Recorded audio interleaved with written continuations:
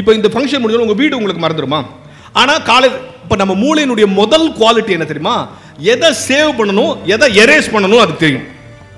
எதை சேவ் பண்ணணும், எதை எரேஸ் பண்ணணும்னு அதுக்கு தெரியும்.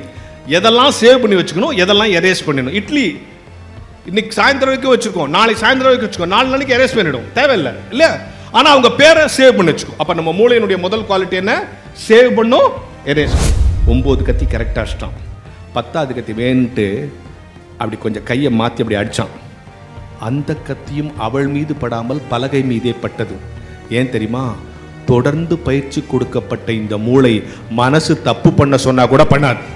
இன்னைக்கு இந்த உலகம் முழுக்கவே உங்க பிள்ளைங்களை உங்களை கரெக்ட் பண்ற விஷயங்களாவே நடந்துகிட்டு இருக்கு.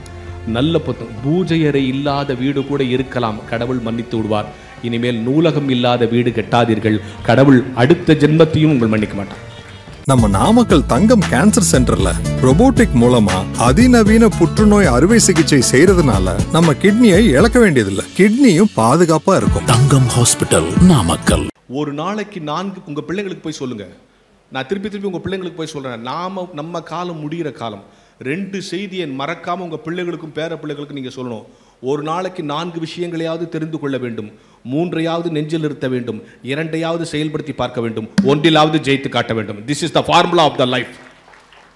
ஒரு நாளைக்கு 4 விஷயத்தையாவது தெரிஞ்சுக்கணும், 3ஐயாவது நெஞ்சில் நிறுத்தணும், 2ஐயாவது செயல்படுத்தி பார்க்கணும், 1லாவது ஜெயிக்கணும். சரி, இப்போ கடைசியாக ஒரு செய்தி நான் சொல்லி நிறுத்தணும். இப்போ இங்கே எவ்வளோ பேர் இருப்போம்? இப்போ நான் உங்களை அடிக்கடி சிரிக்க வைக்கணும்னு நினைக்கிறதுக்கு என்ன காரணம் தெரியுமா? ஒரு செய்தியை போய் சேரும்போது மனசு அதை ஏற்றுக்கணும் இல்லையா? இப்போ இங்கே நிறைய பெண்கள் இருக்காங்க. 2 பெண்களை முன்னால் கூப்பிட்டு 2 பேர்ட்டும் 6 கிலோ பருப்பு உப்பு புளி மிளகாலாம் கொடுத்து 2 பேரையும் சாம்பார் இருக்குங்க, 2 சாம்பார் ஒன்றா இருக்குமா வேறு ஒன்றா இருக்குமா? வேறு வாமா இருக்குன்னு ஆம்பளைங்களாம் சொல்கிறாங்க. எங்களை கேள்வியா? நாங்கள் தானே தின்னு இல்லை? ஏன் வேறு மாதிரி இருக்குது? ஒரே கடையில் வாங்கின பருப்பு உப்பு புளி மிளகா ஒரே மாதிரி சாம்பார் வைக்கிறாங்க, ஏன் வேறு மாதிரி இருக்குது? கை போக்குமா? இப்படி சொல்லி தான் ரொம்ப காலமாக எங்களை ஏமாற்றினுக்கிறீங்க. கை பக்குவம்னு ஒன்று கிடையவே கிடையாது தெரியுமா? சமையலுடைய ருசி உப்பில் இல்லை, பருப்பில் இல்லை, புளியில் இல்லை, சமைக்கிற பெண்ணின் மனநிலையில் இருக்கிறது. இப்போ எங்கள் அம்மா சமைக்கும் போது என் பையனுக்கு சாம்பார்னா பிடிக்கும், சூடாக போடணும் வந்துடும் சாம்பார்னா ரொம்ப பிடிக்கும். அப்படி சமைச்சாங்கன்னா அந்த சாம்பார் வேறு மாதிரி இருக்கும். அதை விட்டுட்டு சனி எதுக்கு வச்சு கூட்டியே வாழ்நாளெல்லாம் வீணாக போகுது அப்படி சமைச்சாங்கன்னா அந்த சாம்பார் வேறு மாதிரி இருக்கும்ல, அந்த மாதிரி சாம்பார். அப்போ சமையலுக்கே மனநிலை முக்கியம்னா ஒரு பேச்சை கேட்கறதுக்கு மனநிலை முக்கியம் இல்லையா? நல்லா புரிஞ்சுங்க. இங்கே எவ்வளோ பேர் இருப்போம்? நம்ம எல்லாரும் அங்கே நிற்கிறவங்க அந்த காரில் இருக்கிறவங்க, ஏன்ற கார் டிரைவரு, அவங்க பாரதியோட வந்தவங்க எல்லாம் சேர்த்து ஒரு 1000 பேர் இருப்போம்னு வச்சுங்களேன். இந்த 1000 பேருக்கு ஒரே மூளையா வேறு மூளையா?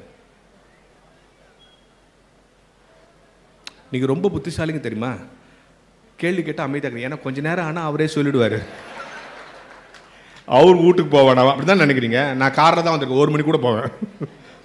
எல்லாருக்கும் ஒரே மூலையை. இப்போ இந்த தம்பிங்க 2 பேர் இங்கே உட்காந்து முன்னால் உட்காந்துருக்காங்க, ஐயாங்க இந்த மேடையில் இருக்கிறவங்க எல்லாருக்கும் ஒரே மூலையா வேறு மூலையா? வேறு மூளை. சரியா? அந்த ஒரு பிள்ளை சொல்லுது ஒரு வாரமில்ல, எனக்கு ரொம்ப சந்தோஷமாக இருக்குது. அப்போ அதுக்கிட்ட வரைக்கும் போய் அந்த பேச்சு ரீச் ஆயிடுச்சு, ஜெயிச்சுட்டோம் நம்ம. வேறு மூளை பாப்பா.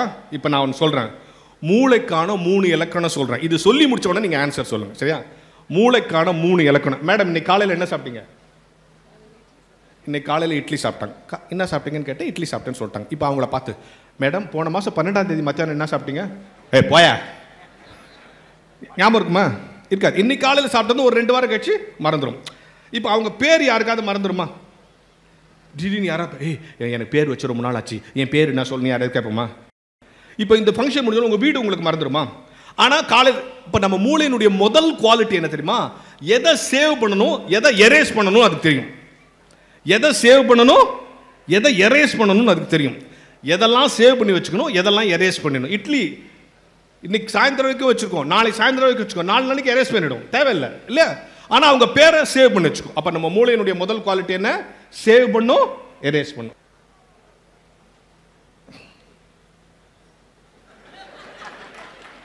என்னத்துக்கு இப்போ சிரிச்சுங்க? இதில் என்ன இது மாஸ்டர் வாப்போ? நான் இதான் லாஸ்ட்னு சொன்னேன்னா 9 மணி வரைக்கும் பேசு பார், நான் 11 மணி வரைக்கும் கூட பேச தயார், நீங்கள் உட்கார தயாரா? சரி, 2வது குவாலிட்டி என்ன தெரியுமா? 2வது குவாலிட்டி ஸ்பீடு. இந்த உலகத்தில் உலகத்தில் இருக்கிற எல்லா கம்ப்யூட்டர்களை விட நம்ம மூளை தான் ஸ்பீடு. அதுக்கு ஒரு உதாரணம் சொல்லவா? இந்த உலகத்தில் இருக்கிற எல்லா மனுஷன் கண்டுபிடிச்ச எல்லா கம்ப்யூட்டரோட நம்ம மூளை ஸ்பீடு. அதுக்கு ஒரு உதாரணம் சொல்கிறேங்க. ஒரு பெரிய ரோடு, இந்த மாதிரி ஒரு பெரிய அகலமான ரோடு, இந்த பக்கம் ஒரு டெய்லர் கடை இருக்குது, சரியா? இந்த பக்கம் ஒருத்தன் பைக்கில் வரான், இந்த இடத்துல நிற்கிறான். அந்த டெய்லர் கடையை பார்த்து ஹலோ அப்படின்றான். உடனே அவன் அடுத்த வாரம் கொடுத்துட்றேன்றான். அவ்வளோதான், முடிஞ்சு போச்சு. இவன் ஹலோன்னா அவன் அடுத்த வாரம் கொடுத்துட்றான். உங்களுக்கு என்ன புரியுது? இவன் ஏதோ துணி கொடுத்துக்கிறான், அதை கேட்குறான், அவன் இன்னும் தைக்கல. இவன் வந்து நின்று நான் துணி கொடுத்தனே தைச்சிட்டிங்களான்னு கேட்கல, வெறும் ஹலோ தான் சொன்னான். அவன் ஒன்று, ஓ துணியை கேட்குறீங்களா, இன்னும் தைக்கல, தைச்சி அடுத்த வாரம் கொடுத்துறான்லாம் சொல்ல, வெறும் அடுத்த வாரம் கொடுத்துறான்னா அவன் புரிஞ்சுக்கிட்டான். நல்லா புரிஞ்சுங்க. இவன் இங்கே வந்து நின்னவொன்னா ஹலோன்னு இங்கே ஒரு துணி கொடுத்துருக்க அதை கேளுன்னு இவன் மூளை இவனுக்கு சொல்லி, இவன் வெறும் ஹலோன்னு சொன்னோன்னே துணியை தான் கேட்குறான்னு அவன் மூளை அவனுக்கு சொல்லி உடனே அடுத்த வாரம் கொடுத்துட்றான்னு சொல்லிட்டு அவன் துணியை தான் சொல்லணும் புரிஞ்சுட்டு படனே. இதெல்லாம் எவ்வளோ நேரத்தில் நடந்துச்சு? Fraction of second. அவ்வளோ ஸ்பீடு நம்ம மூளை. அப்போ நம்ம மூளைக்கு இருக்கிற ரெண்டாவது இலக்கணம் என்ன?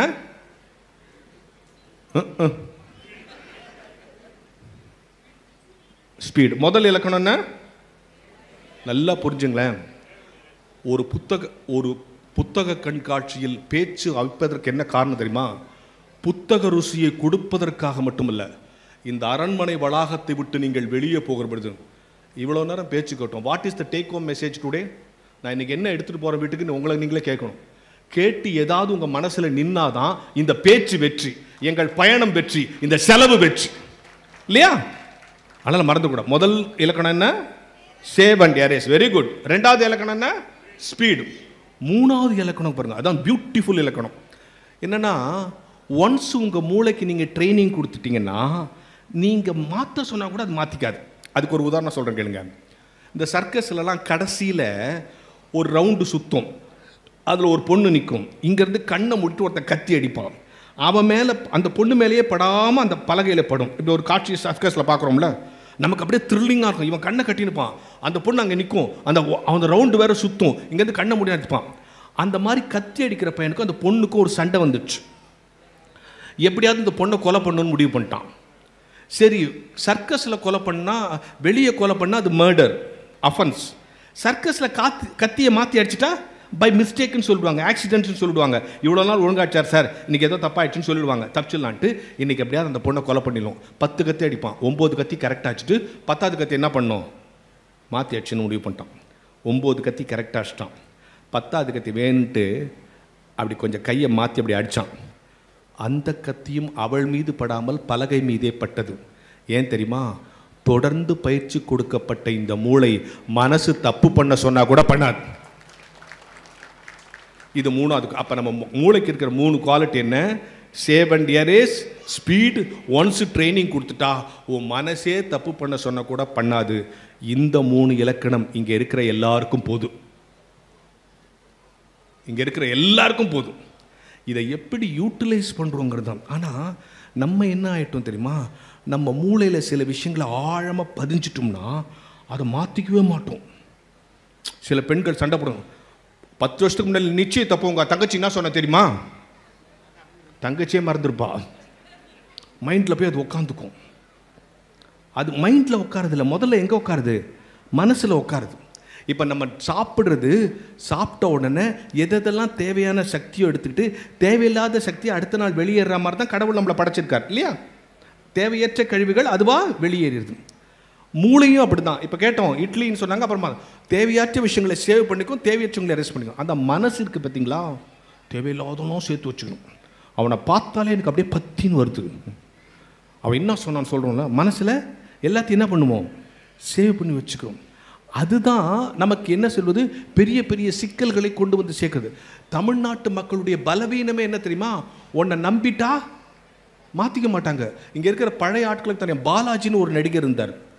அந்த காலத்தில் பாலாஜின்னு ஒரு நடிகர் இருந்தார். அவர் ஒரு நாள் ஷூட்டிங் போகிறார். ஒரு லெவல் கிராசிங்கில் அவர் கார் நின்றுடுது. உங்களுக்கு தெரியும், நடிகர்கள்லாம் கருப்பு கண்ணாடி போட்டு உள்ளே உட்காந்துருப்பாங்க. கார் உள்ளே யார் இருக்காங்கன்னு தெரியாது, ஏன்னா ரசிகர்களுக்கு தெரியக்கூடாது. அது மாதிரி பாலாஜி உள்ளே உட்காந்துக்கிறார்.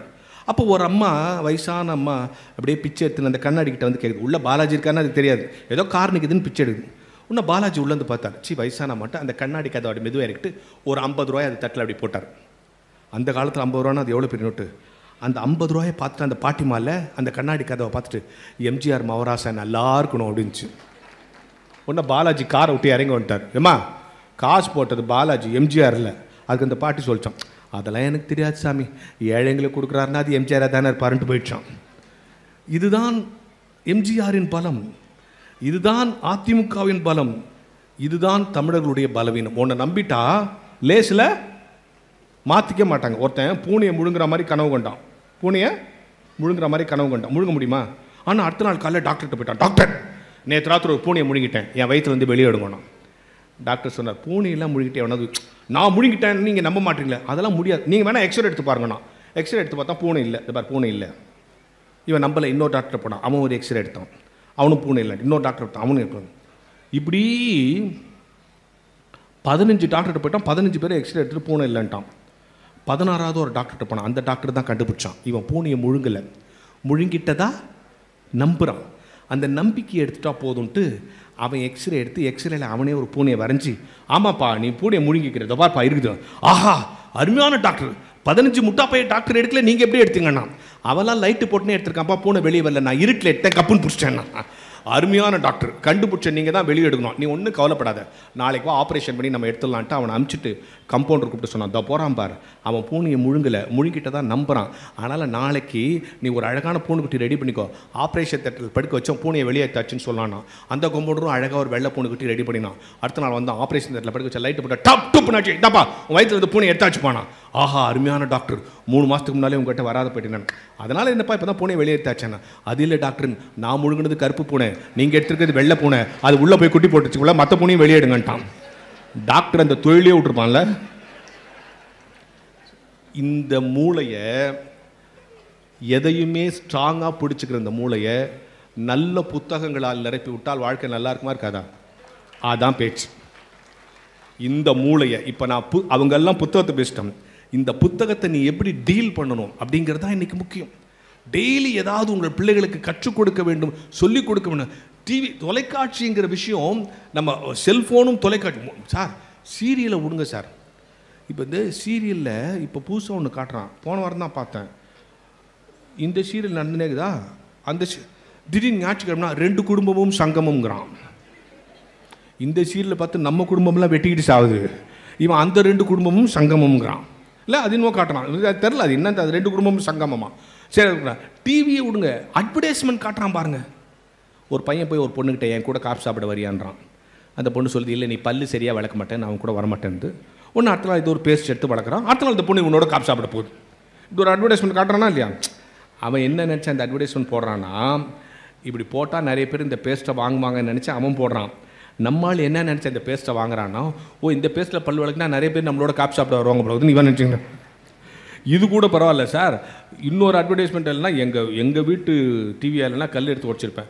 நம்ம வீட்டிலேருந்து ஒரு பொண்ணு ராத்திரி வீட்டை விட்டு போயிட்டா அது எவ்வளோ பெரிய அசிங்கமாக தான் நம்ம நினைப்போம். ஒரு பொண்ணு ராத்திரி வீட்டை விட்டு போகிறான், அப்பார்ட்மெண்ட்டை விட்டு இறங்குறா, அவங்க லவ்வர் காரை வச்சுன்னு கீழே நிற்கிறான். இவன் காருக்குள்ளே ஏறா, இவன் ஏறுறதுக்கு முன்னால் அவங்க அப்பா உள்ளே ஏறி உட்காந்து ஓடுறதா இந்த ஸ்வீட் சாப்பிட்டா அப்புறம் ஓடுன்றான். அவெல்லாம் ஒரு அப்பனா சார்? இந்த 12 மணி ராத்திரி எங்கடி போன நாயன் காலை வெட்டாமல் ஓடுறதா இந்த ஸ்வீட் சாப்பிட்டா அப்புறம் ஓடுன்றான். அப்போ என்னென்னா, இன்றைக்கி இந்த உலகம் முழுக்கவே உங்கள் பிள்ளைங்களை உங்களை கரெக்ட் பண்ணுற விஷயங்களாகவே நடந்துக்கிட்டு இருக்கு. நல்ல பூஜை அறை இல்லாத வீடு கூட இருக்கலாம், கடவுள் மன்னித்து விடுவார். இனிமேல் நூலகம் இல்லாத வீடு கட்டாதீர்கள், கடவுள் அடுத்த ஜென்மத்தையும் உங்கள் மன்னிக்க மாட்டான். நம்ம நாமக்கல் தங்கம் கேன்சர் சென்டர்ல robotic மூலமா அதிநவீன புற்றுநோய் அறுவை சிகிச்சை செய்யறதுனால நம்ம கிட்னியை இழக்க வேண்டியதில்லை, கிட்னியும் பாதுகாப்பா இருக்கும். தங்கம் ஹாஸ்பிட்டல், நாமக்கல்.